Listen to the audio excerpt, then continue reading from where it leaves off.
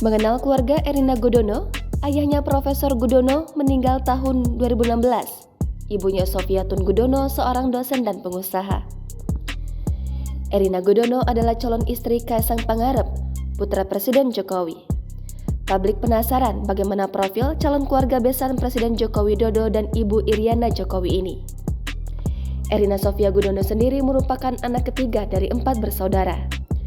Erina akan menikah dengan Kaisang pada Sabtu 10 Desember 2022 dengan pelaksanaan akad nikah di Pendopo Agung Royal Amburokmo, Daerah Istimewa Yogyakarta. Berikut ini informasi profil keluarga Erina Gudono. Profesor Gudono, ayah Erina Gudono. Ayah Erina Gudono adalah Profesor Dr. Muhammad Gudono, almarhum, yang merupakan sosok guru besar Fakultas Ekonomika dan Bisnis Universitas Gadjah Mada.